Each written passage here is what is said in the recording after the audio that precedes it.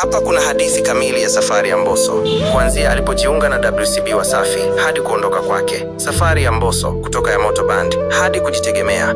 Mbwana Yusuf Kilungi maarufu kama Mbosso au Mbosso Kani ni mwanamuziki na mtunzi wa nyimbo kutoka Tanzania ambaye ameacha alama kubwa kwenye tasnia ya muziki wa Bongo Flava. Safari yake ya muziki imejaa mabadiliko na mafanikio, hasa kipindi chake alipokuwa chini ya lebo kubwa ya WCB Wasafi. Kabla ya WCB Yamoto Band na Changamoto.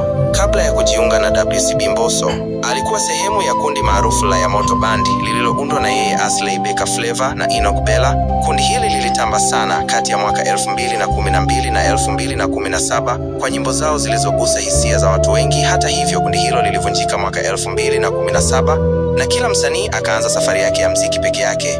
Baada ya kuvunjika kwa Yamoto Band, Mbosso alijikuta katika kipindi kigumu. Inasemekana alirudi kijijini kwao Kibiti na kujishughulisha na shughuli mbalimbali za kijamii, huku akipanga mikakati ya kurudi kwenye muziki hiki.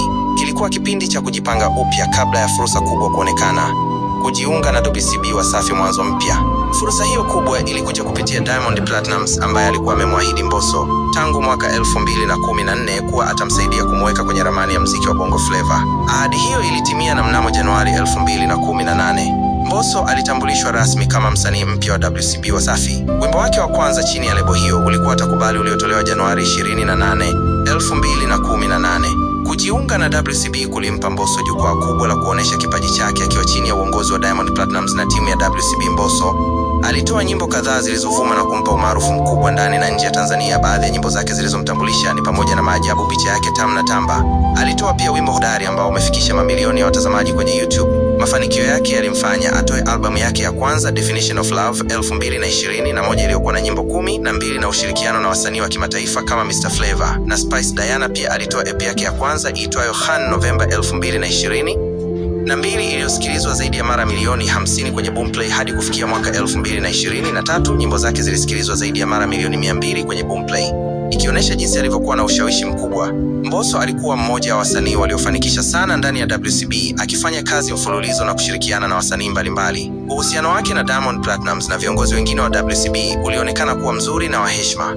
Kuondoka WCB Wasafi, sura mpya ya kujitegemea. Taarifa za kuondoka kwa Mbosso WCB zilianza kuenea mwishoni mwa mwaka 2024 na kuthibitishwa rasmi mnamo Februari 2025. Tofauti na baadhi ya wasanii wengine waliotoka WCB kama Harmonize na Rich Mavoko ambao walilipa gharama kubwa za kuvunja mikataba, Mbosso aliondoka kwa makubaliano ya amani na bila kulipa chochote.